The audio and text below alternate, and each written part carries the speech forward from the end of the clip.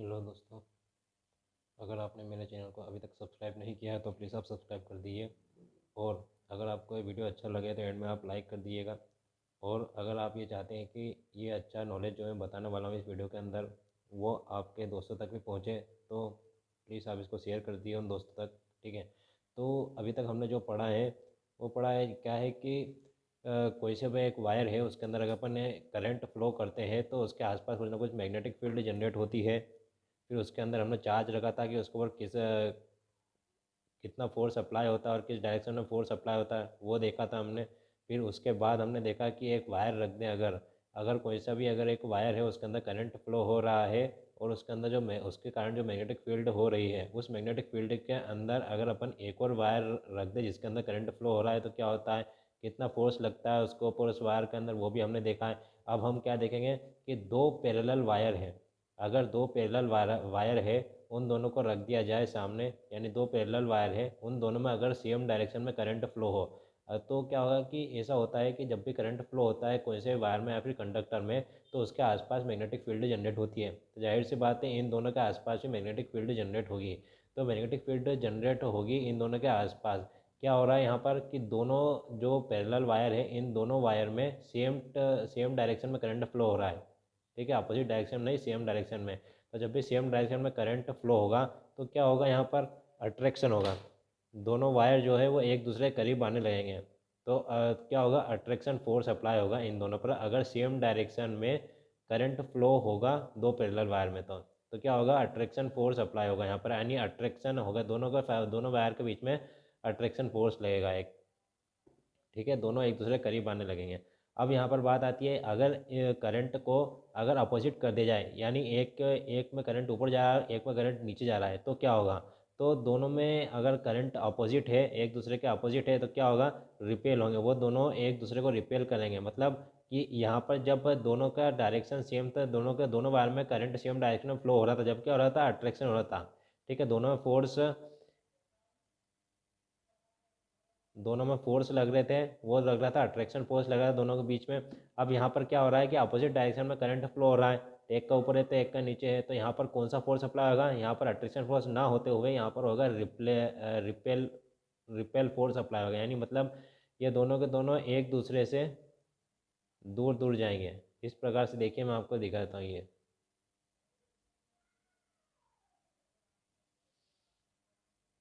इस प्रकार से दूर दूर जाएंगे जब इन दो पैरेलल वायर में क्या होगा, अपोजिट करंट फ्लो होगा तब।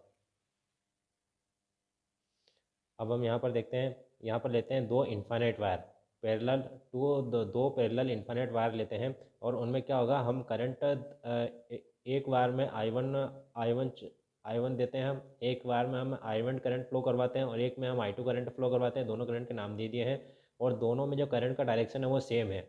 ये देखिए, ऊपर की साइड ये दोनों में करंट का, और दोनों को कितने डिस्टेंस पर रखा हुआ है, D डिस्टेंस पर रखा हुआ है। तो आपको मैं बता दूं कि ये किसी भी वायर, भले ये वायर हो या फिर ये वायर हो, अगर करंट फ्लो हो रहा है इन वायर में तो इनके आसपास कुछ ना कुछ मैग्नेटिक फील्ड जनरेट होगी। ठीक है, तो हम क्या करेंगे, पहले तो इन दोनों के बीच में फोर्स निकालेंगे। ठीक है, इन दोनों के बीच में फोर्स निकालेंगे तो सबसे पहले हम क्या करेंगे, इस वायर के कारण जो मैग्नेटिक फील्ड बनी है, इस वायर के कारण जो मैग्नेटिक फील्ड बनी है, उस मैग्नेटिक फील्ड के कारण इस वायर पर कितना फोर्स लग रहा है, सबसे पहले ये देखेंगे हम। फिर उसके बाद हम क्या देखेंगे कि इस वायर के कारण जो मैग्नेटिक फील्ड बनी है, उस मैग्नेटिक फील्ड के कारण इस वायर पर कितना फोर्स लग रहा है, उसके बाद ये देखेंगे हम। तो सबसे पहले हम क्या देख लेते हैं कि इस वायर पर कितना फोर्स लग रहा है उस मैग्नेटिक फील्ड के अंदर, जो मैग्नेटिक फील्ड इसके कारण प्रोड्यूस हुई है। ठीक है, तो यहाँ पर देखिए, हम अगर यहाँ पर बोलते हैं कि फोर्स ऑन सेकंड वायर, यानी फोर्स सेकंड वायर पर किसके कारण लग रहा है, I1 के कारण जो मैग्नेटिक फील्ड आ रही है, मैग्नेटिक फील्ड है उसके कारण। तो अपन क्या लिखेंगे, फोर्स ऑन टू, क्या लिखेंगे हम, force on two due to one. तो ऐसे हम लिखेंगे F21। F21 का मतलब ये होता है, यहाँ पर देखिए, force on second wire due to first wire.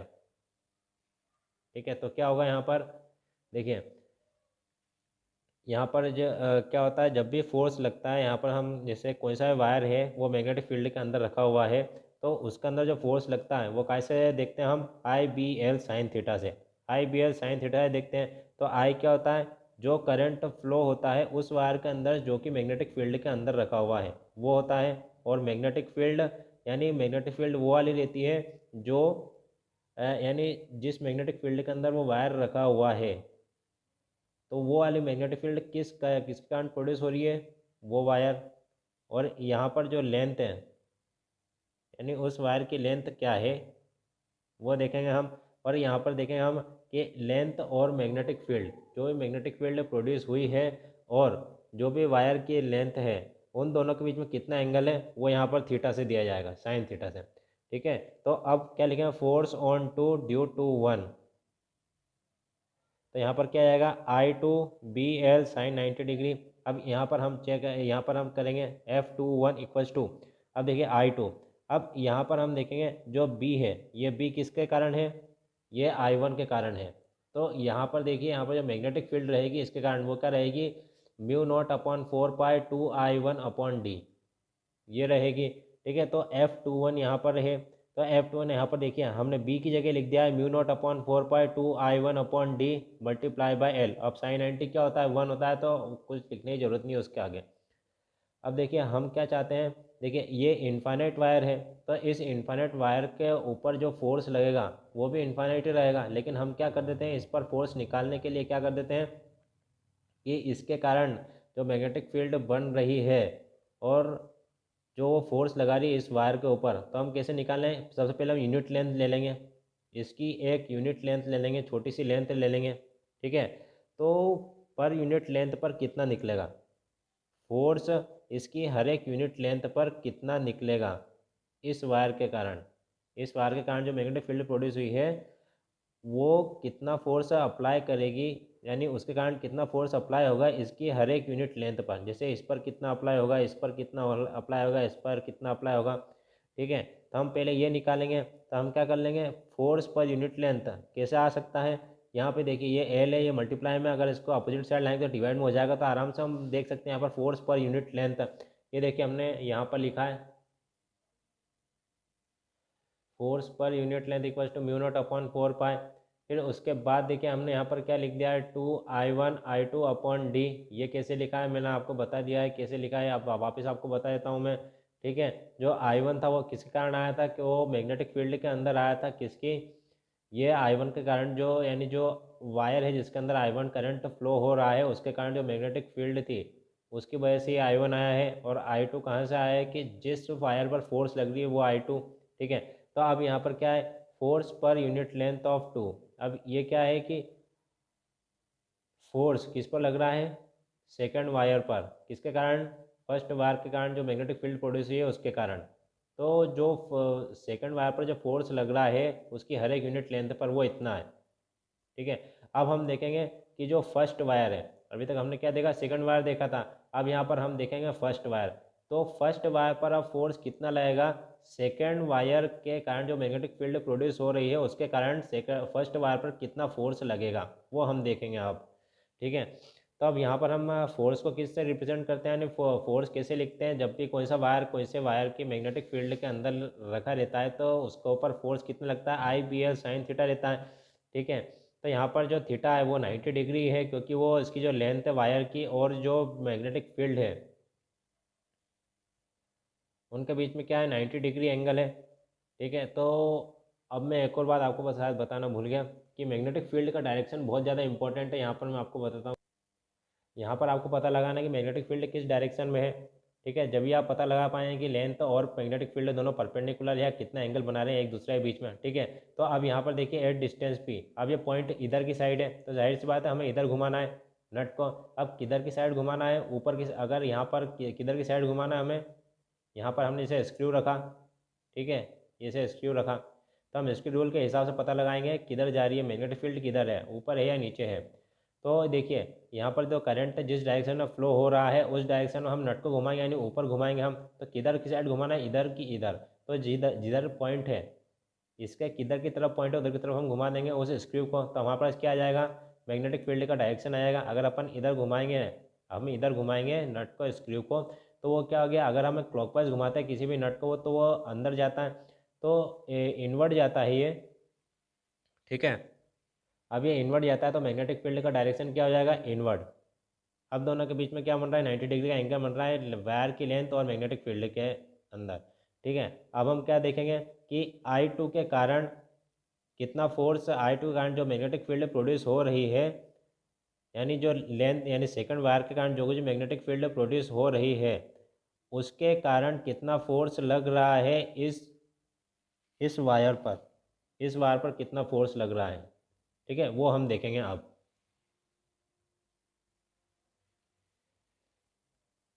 Force equals to I BL। ठीक है, अब ये 1 2 लिखा अपन ने, पहला अपन ने क्या लगा 2 1, क्योंकि क्या फोर्स किस पर लग रहा था, 2 पर, किसके कारण लग रहा था, 1 के कारण। लेकिन अब यहाँ पर क्या लग रहा है, यहाँ पर 1 2 लिखा हमने, यानी फोर्स कौन से वार पर लग रहा है, फर्स्ट वार पर लग रहा है, किसके कारण, सेकंड वार के कारण। तो हमने लिखा यहाँ पर 1 2। ठीक है, तो अब यहाँ पर आए तो जिस पर फोर्स लग रहा है उस वार पर करंट कौन सा फ्लो हो रहा है, I1 करंट फ्लो हो रहा है, मल्टीप्लाई बाय अब बी।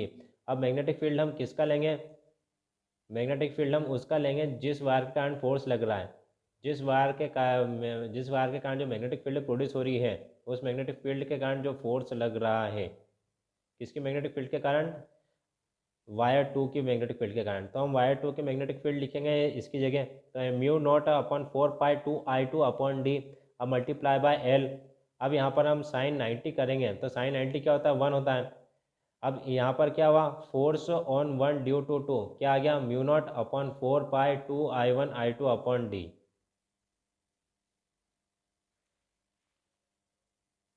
अब देखिए यहाँ पर ये एल यहाँ पर मल्टीप्लाई में है तो ये यहाँ पर डिवाइड में आ जाएगा, क्यों, क्योंकि यहाँ पर अगर इसको अपोजिट साइड लाएंगे तो ये डिवाइड में आ जाएगा जब भी ये मल्टीप्लाई में रहेगा। ठीक है, तो अब यहाँ पर हम क्या निकालेंगे, फोर्स पर यूनिट लेंथ, वैसा ही निकालें जैसे हमने फर्स्ट के लिए निकाला था, वैसे हम क्या अब सेकंड के लिए निकालेंगे कि फोर्स पर यूनिट लेंथ, जो कोई भी जैसे फर्स्ट वायर है उसकी हर एक यूनिट लेंथ पर फोर्स कितना है वो कैसे दिया जाएगा, इससे इस फॉर्मूले से mu naught upon 4π2I1I2 upon D, जिससे हमने जिसको हमने डिराइव किया है अभी। अब यहाँ पर एक सिंपल सा केस आता है, यहाँ पर दो इन्फाइनाइट पैरेलल वायर है, इन दोनों के अंदर करंट सेम डायरेक्शन में फ्लो हो रहा है, इन दोनों की जो डिस्टेंस है, इन दोनों के बीच में जो डिस्टेंस है वो डी है। और अगर I1 इक्वल्स टू I2 मतलब यहाँ पर जो करंट फ्लो हो रहा है I1 या I2, जो भी ये करंट फ्लो हो रहा है इन दोनों वायर के अंदर वो 1 एम्पियर फ्लो हो रहा है, और इन दोनों के बीच में डिस्टेंस है 1 मीटर है। तो यहाँ पर कितना होगा, यानी फोर्स पर यूनिट लेंथ, हर एक यूनिट लेंथ पर इन दोनों वायर की हर एक यूनिट लेंथ पर कितना फोर्स रहेगा।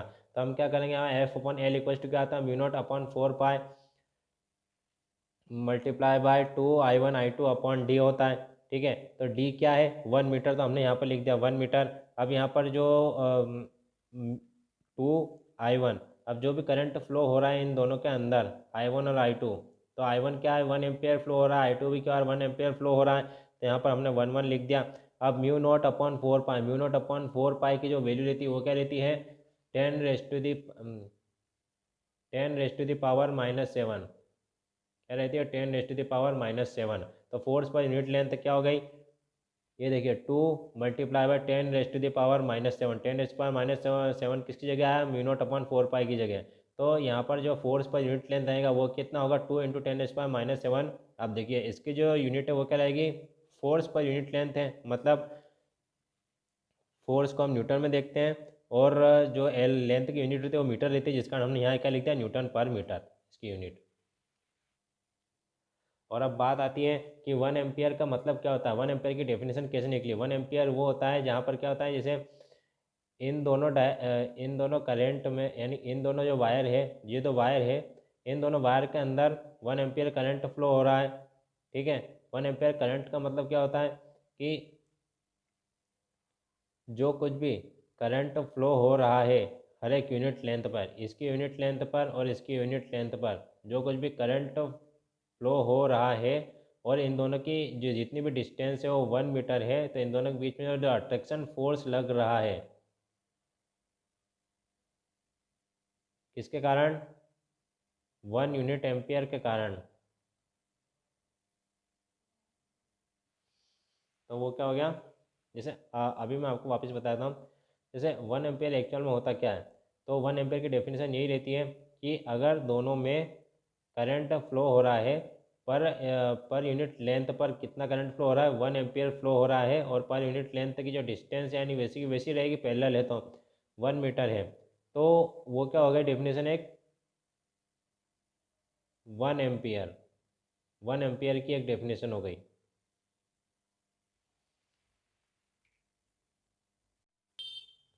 अब यहाँ पर हम एक न्यूमेरिकल सॉल्व कर लेते हैं कि हमें क्या निकाल, देखिए यहाँ पर 3 इनफाइनाइट वायर दे रखे हैं, इन तीनों के अंदर 2 एम्पियर करंट फ्लो हो रहा है, जहाँ पर ए और बी है इन दोनों में सेम डायरेक्शन में करंट फ्लो हो रहा है, और जो सी वाला वायर है उसमें क्या हो गया, अपोजिट डायरेक्शन में करंट फ्लो हो रहा है इन दोनों के। अब यहाँ पर दोनों इनफाइनाइट वायर है, तो हमें निकालना क्या है, नेट फोर्स किस पर निकालना है, वायर बी पर। इस वायर बी पर हमें निकालना है नेट फोर्स। तो नेट फोर्स क्या होगा, इसके इसके कारण भी फोर्स लगेगा और इसके कारण भी फोर्स लगेगा, दोनों के कारण फोर्स लगेगा। तो अपन ने क्या करा, force on B due to C, force on B due to A. तो अब यहाँ पर हम देखते हैं, अब इन दोनों का जो डिस्टेंस है वो क्या है, 1 मीटर है। यानी इन दोनों के बीच में डिस्टेंस है 1 मीटर है, और इन दोनों के बीच में जो डिस्टेंस है वो है क्या, 1 मीटर है। ठीक है, तो हमें हमें क्या निकालना है, नेट फोर्स निकालना है। तो सबसे पहले हम देख लेते हैं कि दोनों का डायरेक्शन क्या होगा। तो सबसे पहले तो मैं आपको बता दूं कि अगर दोनों सेम डायरेक्शन में है करंट, दो पैरेलल वायर के, अगर दो पैरेलल वायर में अगर करंट फ्लो हो रहा है और दोनों करंट सेम डायरेक्शन में है, तो क्या होता है, अट्रैक्शन फोर्स होता है। तो इसका मतलब क्या होगा, इसका जो डायरेक्शन होगा इधर जो फोर्स का है, force on B due to A, इसके कारण इस वायर पर जो फोर्स लगेगा वो क्या लगेगा, एफ बी ए, जो कि अट्रैक्शन फोर्स रहेगा, इसकी तरफ खिंचाएगा। और यहाँ पर क्या है, इन दोनों के बीच में अगर देखें तो इन दोनों के बीच में जो दो parallel wire, infinite parallel wire है, इन दोनों के बीच में क्या हो रहा है, करंट फ्लो तो हो रहा है, लेकिन अपोजिट डायरेक्शन में फ्लो हो रहा है। और जब भी दो पैरेलल वायर में अपोजिट डायरेक्शन में करंट फ्लो होता है तो क्या होता है, रिपल्सन फोर्स लगता है। तो यहाँ पर क्या होगा, ये वायर इधर जाएगा, इस पर इधर फोर्स लगेगा और इस पर इधर फोर्स लगेगा। ठीक है, तो ये भी सेम डायरेक्शन में, इसके force on B due to A is equal to force on B due to C. ठीक है, दोनों का जो डायरेक्शन है, फोर्स का डायरेक्शन है वो सेम है। ठीक है, तो अब हम इसको सॉल्व करते हैं, ये दोनों फोर्स निकालते हैं, नेट फोर्स निकालते हैं। तो नेट फोर्स मतलब टोटल फोर्स कितना लगेगा इन दोनों वायर के कारण इस वायर पर, वो हमें देखना है, वो हमें निकालना। ये देखिए, अगर हमें नेट फोर्स निकालना है बी पर, तो देखिए जो डायरेक्शन है फोर्स का वो दोनों सेम डायरेक्शन में ही है, तो दोनों का सेम डायरेक्शन है फोर्स का, तो क्या होगा, वो दोनों फोर्स से ऐड हो जाएंगे, force on B due to C और force on B due to A दोनों ऐड हो जाएंगे। क्यों, क्योंकि दोनों सेम डायरेक्शन में, अगर अपोजिट डायरेक्शन में होते तो दोनों माइनस हो जाते। अब दोनों सेम डायरेक्शन में है तो दोनों ऐड हो जाएंगे। तब इन दोनों पे क्या है, फोर्स कितना लग रहा है वो हमें निकालना है। तो दोनों जो सभी वायर हैं उन सभी में कितना करंट फ्लो हो रहा है, 2 एम्पियर फ्लो हो रहा है, और इन सभी के बीच में डिस्टेंस कितना है, 1 मीटर है।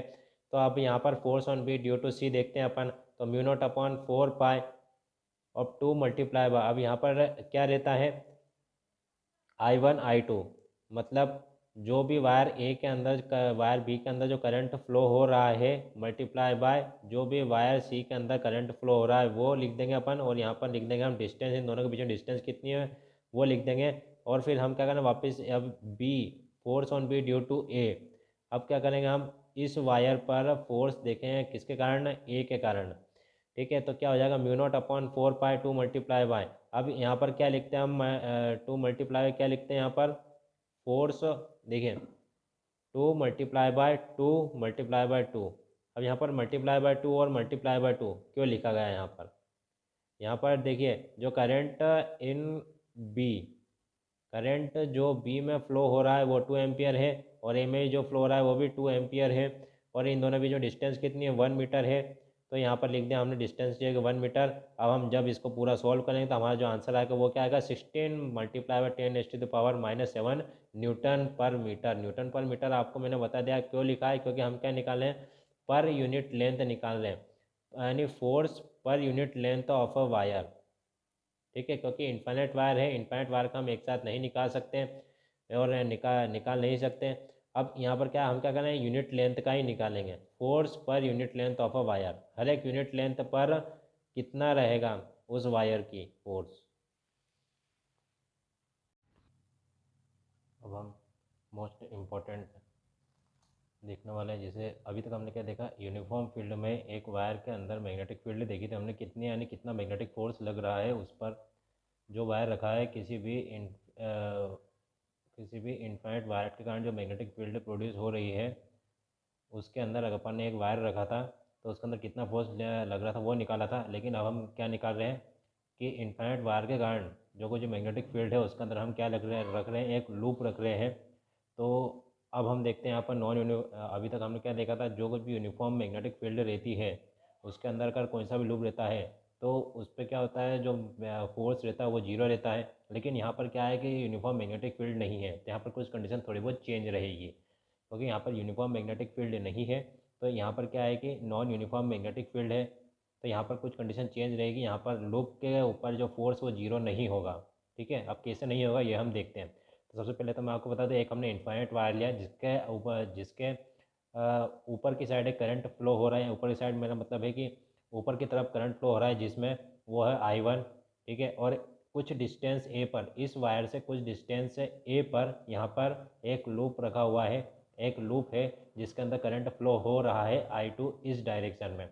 ठीक है, तो अब हम यहाँ पर राइट हैंड पाम रूल के हिसाब से सभी में फोर्स देखें। यहाँ पर फोर्स देखें कि किधर की साइड लग रहा है, यहाँ पर डायरेक्शन ऑफ फोर्स देखेंगे, यहाँ पर डायरेक्शन ऑफ फोर्स देखेंगे, यहाँ पर डायरेक्शन ऑफ फोर्स देखेंगे राइट हैंड पाम रूल के हिसाब से। अगर यहाँ पर हम देखा जाए तो इसके कारण जो मैग्नेटिक फील्ड बन रही है उसका डायरेक्शन क्या होगा, तो आपको मैं बता दूँ उसका डायरेक्शन जो रहेगा वो इनवर्ड रहेगा। ठीक है, कैसे रहेगा आप सभी को मालूम है। इन्वर्ट कैसे रहेगा कि अगर अपन जैसे यहाँ पर ये पॉइंट है, इधर की तरफ पॉइंट है और ये ऊपर जा रहा है, और यहाँ पर अगर अपन कहीं पर भी स्क्रू रखते हैं इस प्रकार से, और अगर अपन इसको ऊपर घुमाते और इधर की तरफ घुमाते हैं तो क्या होता है, वो क्लॉकवाइज डायरेक्शन हो जाता है और उसका जो डायरेक्शन रहता है वो इनवर्ड रहता है, वो अंदर की तरफ जाता है। तो वो जिस डायरेक्शन में नट जा रहा है, स्क्रू जा रहा है हमारा, वो क्या हो गया, मैग्नेटिक फील्ड का डायरेक्शन हो गया। तो नट क्या अंदर जा रहा है मतलब इनवर्ड है, तो मैग्नेटिक फील्ड का डायरेक्शन क्या है, इनवर्ड। इसके कारण अब यहाँ पर क्या हुआ कि जैसे जैसे इसकी लेंथ बढ़ती जाएगी, जैसे जैसे इसकी लेंथ बढ़ती जाएगी यहाँ से, जैसे जैसे इसकी लेंथ बढ़ती जाएगी वैसे वैसे मैग्नेटिक फील्ड कम होती जाएगी, यहाँ पर मैग्नेटिक फील्ड इंटेंसिटी कम होती जाएगी। जैसे यहाँ पर आएंगे इसका मतलब ये कि नॉन यूनिफॉर्म है मैग्नेटिक फील्ड। आप देखते हैं यहाँ पर, ठीक है, तो यहाँ पर भी I2 करंट फ्लो हो रहा है, यहाँ पर भी I2, यहाँ पर भी I2, यहाँ पर भी I2। तो एक बात मैं आपको बता दूँ कि फोर्स 2 और फोर्स 4 दोनों अपोजिट डायरेक्शन में तो लग रहे हैं, लेकिन क्या है कि अलग अलग मैग्नेटिक फील्ड इंटेंसिटी के अंदर लग रहे हैं। अब यहाँ पर देखना फोर्स 3 और फोर्स 1, ये दोनों क्या है कि सेम मैग्नेटिक फील्ड है, मतलब जो मैग्नेटिक फील्ड इंटेंसिटी है इन दोनों के बीच में, जहाँ पर रखे हैं ये दोनों वायर, ये दोनों पैरेलल है। और ये जहाँ पर रखे हैं वहाँ पर जो मैग्नेटिक फील्ड इंटेंसिटी है वो सेम ही है। यहाँ पर जो भी हम यहाँ पर निकालेंगे मैग्नेटिक फील्ड इंटेंसिटी इसके कारण वो यहीं पर रहेगी, यानी दोनों सेम है। तो इसका मतलब क्या है, अब यहाँ पर क्या है कि फोर्स अपोजिट डायरेक्शन में F3 और F1, तो ये दोनों फोर्स कैंसिल हो जाएंगे। ठीक है, कैसे लग रहे हैं फोर्स देखिए, ये F3, ये F1, ये F2, ये F4, तो F3 से F1 कैंसिल हो जाएगा, बचा क्या F1 और F2 और F4 बचेगा। ठीक है, तो इन पर मैग्नेटिक फील्ड क्या लगेगी, इन पर मैग्नेटिक फील्ड क्या लगेगी, यानी इन पर मैग्नेटिक फील्ड क्या रहेगी। ठीक है, तो मैं आपको बता दूं यहाँ पर जो मैग्नेटिक फील्ड रहेगी, यहाँ पर इस वायर पर जो मैग्नेटिक फील्ड रहेगी वो क्या रहेगी, μ02I1/4πa। किसी कारण रहेगी वो मैग्नेटिक फील्ड इस इनफाइनाइट वायर के कारण। तो इसके अंदर करंट जो फ्लो हो रहा है वो I1 है, जिस कारण हमने यहाँ पर लिखा I1। ठीक है, अब μ0, अब यहाँ पर जो इन दोनों के बीच में डिस्टेंस वो a है, जिस कारण हमने यहाँ पर लिखा a। अब थोड़ा और आगे बढ़ते हैं और यहाँ की इसकी निकालते हैं हम, तो यहाँ पर मैग्नेटिक फील्ड इंटेंसिटी कितनी है। ठीक है, इसके कारण तो क्या है, μ02I1/4π। अब यहाँ पर आप सोच रहे होंगे यहाँ पर a+d क्यों लिखा है, तो a+d हमने इसलिए लिखा क्योंकि यहाँ पर ये डिस्टेंस a सिर्फ यहीं तक ही है। अगर हमें यहाँ तक जाना है तो d को और जोड़ देते हैं, क्योंकि यहाँ पर यहाँ से यहाँ तक की जो डिस्टेंस है वो d है।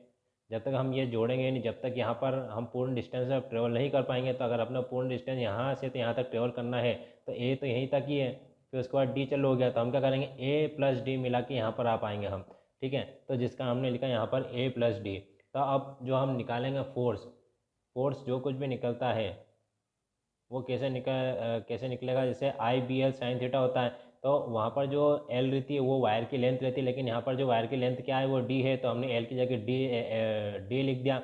और यहाँ पर देखिए, यहाँ पर जो करंट फ्लो हो रहा है वो क्या है, सॉरी, यहाँ पर जो करंट फ्लो हो रहा है वो क्या है, I2 है। ठीक है, यहाँ पर जो करंट फ्लो हो रहा है वो I2 है। इस ये वाला डिस्टेंस नहीं बोल रहा हूँ मैं, इधर इसका भी D है, इसका डिस्टेंस लेना आप, ओके, इसका भी डिस्टेंस D है क्योंकि स्क्वायर लूप है। ठीक है, तो अब यहाँ पर आप देख सकते हैं जो फोर्स 2 है, फोर्स 2 यहाँ पर क्या लिखा हुआ है I2। अब I2 क्या है, यहाँ पर करंट फ्लो हो रहा है I2, B मैग्नेटिक फील्ड यानी इसके कारण, और D साइन थीटा। ठीक है, तो अब अगर इसको अपन सॉल्व करते हैं तो यहाँ पर मैग्नेटिक फील्ड क्या है, ये है म्यू नॉट 2I1/4 पाई है, तो हम इसकी जगह ये लिख देंगे, ये देखिए हमने लिख दिया यहाँ पर। फिर उसके बाद हम F4 का निकालेंगे, तो फोर्स कितना होता है IBL साइन थीटा, वही होता है। जैसे अब यहाँ पर I जो है, यहाँ पर ये देखिए I, यहाँ पर करंट फ्लो हो रहा है वो I2 है, और मैग्नेटिक फील्ड इसके कारण क्या है, B है। ठीक है, तो यहाँ पर जो मैग्नेटिक फील्ड इंटेंसिटी वो क्या होगी, mu naught 2I1/4 pi A plus D. कैसा है आपको बता दिया है मैंने। अब यहाँ पर साइन थीटा दिया हुआ है। ठीक है, तो अब साइन थीटा देखिए, यहाँ पर ये इसका जो डायरेक्शन है साइन थीटा, थीटा क्या होता है, ये डिग्री होता है किस के बीच में, जो वायर की लेंथ है उसके और मैग्नेटिक फील्ड के बीच में। ठीक है, दोनों के बीच में क्या होता है, तो ये डिग्री होता है। तो दोनों के डिग्री वो 90 डिग्री है, तो साइन 90 = 1 होता है, तो बचा IBD। तो अब यहाँ पर देखते हैं I2, ये I2, अब B की जगह अपन ये लिख देंगे पूरा पूरा, और यहाँ पर D की जगह D ही लिख देंगे। ठीक है, तो अब यहाँ पर हम निकालेंगे नेट फोर्स है, जो भी नेट फोर्स अप्लाई हो रहा है इस लूप पर वो कितना हो रहा है। तो नेट फोर्स देखिए F3 और F1 तो कैंसिल हो गए हैं एक दूसरे से, अब यहाँ पर बचा है F2 और F4। तो हम क्या करेंगे, जो कोई भी ज़्यादा मैग्नेटिक फील्ड इंटेंसिटी के अंदर है उसमें से जो कोई भी कम मैग्नेटिक फील्ड के अंदर रखा हुआ है, कम मैग्नेटिक फील्ड के अंतर्गत आता है, उसको हम क्या करेंगे, माइनस कर देंगे। अब देखिए यहाँ पर नेट फोर्स है, नेट फोर्स यहाँ पर देखिए जो ज़्यादा मैग्नेटिक फील्ड के अंदर आ रहा है वो क्या है, F2 है, और जो कम मैग्नेटिक फील्ड के अंदर क्या आ रहा है, F4 फोर्स लग रहा है। तो यहाँ पर जो नेट फोर्स निकालेंगे हम, तो कैसे निकालेंगे हम, F2 माइनस F4 यानी ग्रेटर माइनस स्मॉलर। तो अब हम पूरा सॉल्व करते हैं उसको, तो हम क्या लिखें, म्यू नॉट अपॉन, जब हम पूरा सॉल्व करते हैं इनकी जगह वैल्यू पुट करते हैं F2 और F2 माइनस F1 यानी F2 की जगह लिखते हैं और F4 की जगह वैल्यू लिखते हैं हम इनकी। तो हमारे पास जो कॉमन निकलता है वो टर्म क्या निकलती है, दोनों रखने के बाद म्यू नॉट अपॉन 4 पाई 2I1 I2 upon sorry upon नहीं मल्टीप्लाई बाई डी, और फिर यहाँ पर स्क्वायर ब्रैकेट 1/A-1/A+D। अब देखिए यहाँ से 2 से ये 2 से ये 2 टाइम्स कैंसिल हो गया 4, तो यहाँ पर क्या आएगा, म्यू नॉट अपॉन 2 पाई I1 I2 D। अब यहाँ पर क्या आएगा, हम इसका क्या एलसीएम लेंगे, फिर इसको सॉल्व करेंगे तो हमारे पास क्या आ जाएगा, D/A मल्टीप्लाई बाई A+D। ठीक है, तो अब यहाँ पर हम देखें म्यू नॉट अपॉन 2 पाई I1 I2 D स्क्वायर, मतलब D multiply by D square upon A multiply by A+D। तो इतना फोर्स लगेगा स्क्वायर लूप पर, कोई से भी लूप पर इतना फोर्स लगेगा जब वो नॉन यूनिफॉर्म मैग्नेटिक फील्ड के अंदर रखा रहेगा। ठीक है।